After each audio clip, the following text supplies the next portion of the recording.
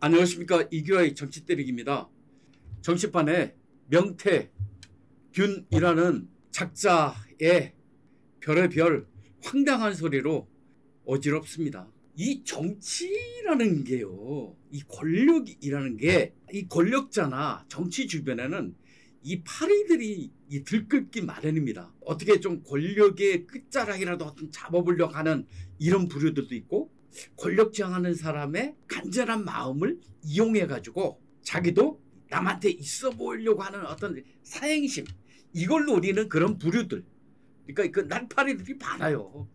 한간에 회자되는 명태균의 카톡 대화 내용들이 이런 정치판, 권력 주변의 날파리들의 어떤 행태를 아주 고스란히 이렇게 반영해주는 그런 거울이라고 봅니다. 그런데 명태균의 이런 행태도 참 문제지만, 일단 그것부터 짚고 넘어가 보시죠. 그 안에 나오는 김건희 여사와 나눴다는 카톡의 대화 내용을 보면, 이 명태균이라는 자가 그 당시는 김건희 여사 그리고 윤석열 대통령이 검찰총장에서 퇴임해가지고 국민의 지지율을 높으니까 대선에 출마할지 안 할지, 그리고 거의 출마 쪽으로 가닥을 잡고 여론 형성, 여론의 추이를 살펴보는 그런 시기였던 것 같아요. 그 당시에 이런 날파리들이 어떤 식으로 해가지고 김건희 여사의 측근으로 통해서든 어떤 식으로든 접근을 해가지고 본인이 뭐 여론을 잘 파악한다, 전략은 이렇게 세워야 된다, 지금 시중은 이러이러한 여론이 우세하다, 그러면 안 된다, 이렇게 하셔야 돼, 뭐라 별 소리가 다 나오지 않습니까? 그런 걸 통해서 이제 접근한 것 같아요. 근데 이 자가 밝힌 내용을 보면 김건희 여사가 이자한테 그런 얘기를 했다는 것이 지금 오늘 아침 신문에 대문짝만하게 나오고 있는데, 자, 그런 말인 겁니다. 거기에 어떻게 말이 나오냐면, 김건희 여사가 대화 중에 철없이 떠드는 우리 오빠 용서해 주세요, 무식하면 원래 그래요, 이런 표현이 있다고 합니다. 그렇게 또 사진에 보니까 그렇게 나와 있어요. 그런데 그걸 보고서 우리 대통령실은 뭐 이래저래 굉장히 빠르게 거기에 나오는 오빠는 진짜 오빠다, 진짜 오빠. 그 김건희 여사 진짜 오빠가 얘기하는 거다. 우리 보통 요즘 이상하게 오빠라는 용어가 이상하게 쓰이잖아요. 아내가 남편을 만날 때 요즘 젊은 세대는 또 오빠라고 해요. 오빠. 아니 이게 진짜 언어의 혼동, 언어의 아노미가 아주 심각합니다. 요즘 세대들 웬만한 거 다 줄여서 말하고, 그게 아주 세종대왕님을 아주 무시하는, 한글을 무시하고 우리 대한민국 이 아름다운 한국말, 한국어를 무시하는 그런 짓거리들이에요. 좀 그렇게 하지 마세요. 저는 그래서 준말 안 씁니다. 다 가능하면은 있는 말 그대로 써야지 말이야.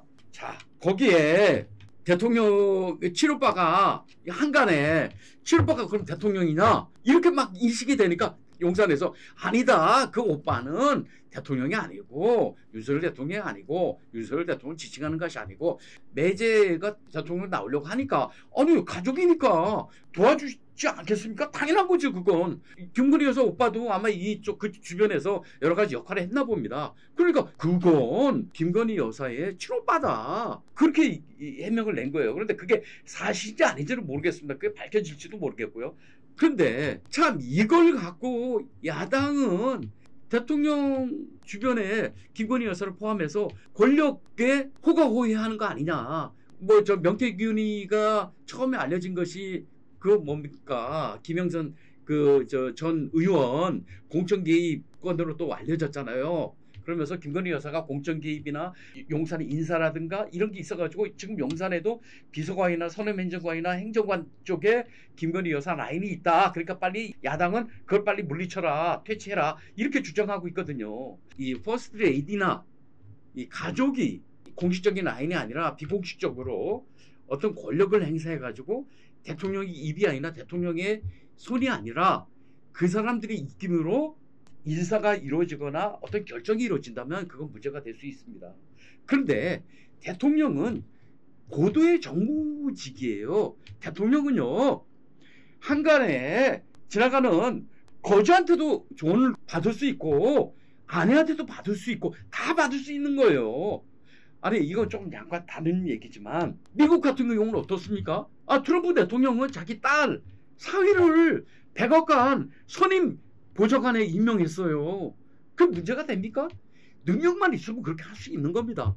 그리고 오래된 얘기지만 존 F 케네디 대통령이 로버트 케네디 동생을 법무장관으로 임명할 때 그랬답니다. 좀 비판이 있었다는 거예요. 야, 로버트 케네디 동생을 법무장관으로 어떻게 아치냐. 미국의 법무장관은 검찰총장, 우리나라로 말하면 검찰총장 직도 겸직하거든요. 그러니까 비판이 많으니까 케네디 대통령이 그랬답니다.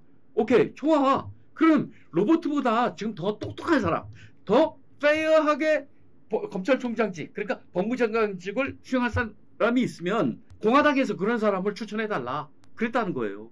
그 다음부터는 찍소를 못했답니다. 좋은 인재를 쓰는 건 물론 우리나라 법에는 친인척을 쓰지 말라 그런 명문 규정은 없을 겁니다. 대통령이 누구를 쓸 때 뭐 얘 동생을 장관에 앉히면 안 된다 이런 규정은 없어요. 그런데 그만큼 대통령이라는 직은 굉장히 고도의 정무적인 역할을 하고 통화라는, 그래서 통령 아닙니까? 통령. 그것도 대자부터 대통령이에요. 대통령이면 국적을 다 통화라는 거예요. 국가 원수라고 하지 않습니까? 그러면 아내한테도 아니 좀 받을 수 있는 거 아닙니까? 조언을 가족한테도 받을 수 있는 거예요. 다만 지휘권, 통제권, 대통령으로서의 명령권을 행사할 때 법적으로, 헌법적으로 위배되는 그러한 일이 있어서는 안 되겠죠. 그죠? 자, 그런 상황에서 지금 이런 명태균 논란이 일고 있는데 참 김건희 여사가 요즘 뭐 대통령 임기 시작하고 나서는 어쩔지 모르겠습니다. 그런데 대통령 이전에 이 대선 운동 캠프 과정에서 그런 일이 있었다면 어떻게 보면 그 법적인 문제도 아니고 비난할 게 아닙니다. 다 그렇게 하니까. 자, 그런데 사실 김건희 여사와 관련해서는 또 문제가 백받은 거에 지금 가장 핫한 이슈지 않습니까? 그리고 또 뭐 도이치모터스 주가 조작 사건에 연루됐다는 의혹도 나오고 있는데 새로운 사실도 지금 나오고 있지만 이 김건희 여사가 윤석열 대통령과 결혼하기 전 10년 전의 일이고 어떤 것은 또 공수시효가 만료됐어요. 그것은 논외로 치고, 자, 고가백을 받은 그것도요, 참 우리가 좀 다시 봐야 됩니다. 저는 기본적으로 그렇습니다.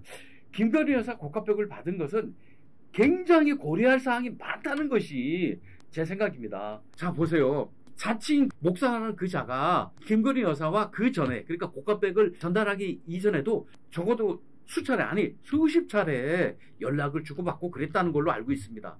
그리고 만난 적도 있었고요.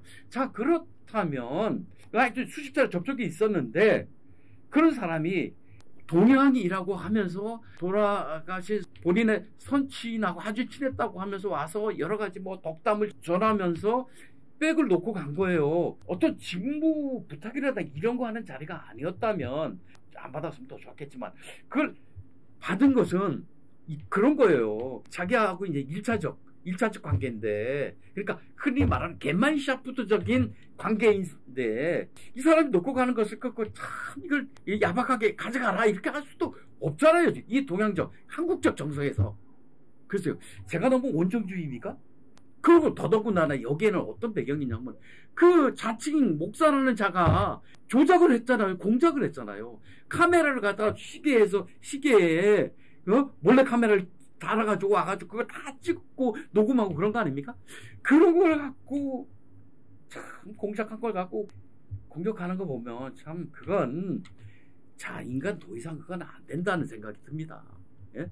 그러니까 피장파장이라는 거예요. 김건희 여사도 문제지만 그렇게 한 자는 더 나쁜 놈이다 이거죠. 야비하고 저열하지 않습니까? 인간의 행동이. 자, 비난하는 야당의 행동은 어제 또 적나라하게 드러나지 않았습니까? 가방위 상임위의 최민희 위원장이 물론 사실관계를 좀 확인해야 봐야 되겠지만 자기 위원회도 아니고 환노위의 참고인으로 부른 뉴진스의 한이라는 그 사람 오는 것을 기다리고 있다가 이렇게 사진 찍고 그러는 것을 지금 다 드러나지 않았습니까? 뭐 이기진이라는 뭐 의원이 있는지 모르겠지만 그 사람 페이스북이나 뭐 어떤 SNS에 그 사진 찍혀가지고 자 우리 신문에 나오고 많은 신문에 찍혀서 그게 도배가 됐어요. 참 국회의원이면 좀 그래도 좀 격이 있고 그래야 되잖아. 아니 10대 사생 팬입니까? 그렇게 난리 북새통을 쳐야 됩니까? 이렇게 얕고 이렇게 가벼운 이런 야당 국회의원들이 이런 행태를 보면서 야, 참 이건 김건희 여사를 그렇게 비난하고 몰아세울 그럴 계제가 아니다 하는 생각이 듭니다. 저는 우리 김건희 여사 지금은 안 그러리라고 지금 보지만 이젠 윤 대통령 임기 반환점을 돌지 않았습니까? 조신하게 이런 구설수에 안 올라오면 좋겠어요. 물론 퍼스트 레이드로서 해야 될 일을 저는 해야 된다고 봅니다. 그건 해야 된다고 봅니다. 그건 대통령과 대통령 부인한테 부여된 그 사회적인 어떤 역할 수행이거든요. 국민들은 그걸 바라고 있을지도 모릅니다. 적어도 윤석열 대통령을 지지하는 30%의 국민들은 그렇게 하기를 바랍니다. 또 영부인의 역할이 또 있거든요. 자, 영부인의 역할에서 우리나라에 롤모델이 있지 않습니까? 모르겠습니다. 그게 어떤 교과서인지는 몰라도 유경수 여사 48세에 아주 비명리에 돌아가신 유경수 여사의 그런 롤모델이 있지 않습니까? 자, 두 가지만 말씀드릴게요. 인터넷에 나무위키에 나온 얘기인데 유경수 여사가 그랬답니다. 아주 옛날 50년대 참 60년대 가난하게 살았지 않습니까? 다 영광급 장교였는데도 불구하고 박정희 당시 그 소령인가 중령의 이 월급이 적었대요. 그러다 보니까 유경수 여사가 뭐 조그만하게 옷가게도 운영했다는 그런 말도 있어요. 또 어떻게 어렵게 신당동에 집을 마련해서 들어갔는데 대문이 이렇게 낮았는가 봐요. 좁고. 그러니까 유경수 여사가 거기로 드나드는 박정희 당시 그 장교를 보고 남편을 보고 남자가 대장부가 말이야 고개를 숙이면서 드나들어서는 안 된다 하면서 대문을 고쳤다는 거 아닙니까? 고개를 숙이지 않도록. 그리고 또 그런 말도 있어요. 그것은 유경수 여사가 그 박정희 당시 그 장교를 위해서 남편을 위해서뿐만 아니라 그 집을 드나드는 또 동료들 이분들 다 엘리트인데 말이야. 공부 엘리트인데 이런 분들도 그 좁은 문에 이렇게 고개 숙여 드나들지 않았겠습니까? 그러니까 그렇게 안 하도록 대문을 고쳐서 늠름하게 남편과 그 당시에 우리 군인들 장교들을 위해서 대문을 고쳤다는 그런 일화가 있습니다. 자, 그리고 또 하나 유경수 여사 소록도 일화 알지 않습니까? 한생병 환자들 그 당시에 이러한 병으로 병 이렇게 또 사회적으로 질시하고 천대받고 그랬거든요. 가장 낮은 곳에 있는 분들을 소록도에 찾아가서 얼음 만져주고 그랬습니다. 당시 청와대에 몇 번이나 초대를 해서 그분들을 잔치도 열어주고 그랬다는 거 아니에요. 식사 대접도 하고. 야, 이건 참 또 그 전라북도 익산 옛날에 입이었나요? 그때가 거기 전라남도 뭐 여수가 어디 거기에 한센인들이 머무르는 그 마을에 가서 위로도 하고 그랬답니다. 그 유경수 여사는 참 고아하고 그런 어떤 목련 뭐 박근혜 전 대통령이 쓴 그 나의 어머니 유경수라는 책에는 그런 말이 나와요. 어머니는 봄날에 백목련 같다는 그런 말씀을 많이 들었고 실제 그런 삶을 사셨다 그랬거든요. 그러니까 우리 김건희 여사 또 이제 임기 반환 좀 돌았는데 앞으로는 좀 맞는 얘기든 틀린 얘기든 구설수가 나오지 않도록 유경수 여사의 그런 롤모델을 한번 보시고 그렇게 좀 행동을 하셨으면 하는 생각이 듭니다. 그리고 윤석열 대통령도 이런 얘기가 안 나오도록 좀 부인하고 좀 대화를 많이 좀 나눠야 돼요. 부부끼리 별의별 얘기를 다 할 수 있지 않습니까? 당신이 안 했으면 좋겠다. 그리고 구설수가 이렇게 나오는데 이렇게 안 했으면 좋겠다. 그리고 당당하게 말씀도 나누고 그래야죠. 자, 오늘 이교회 정치 때리기 마치겠습니다. 감사합니다.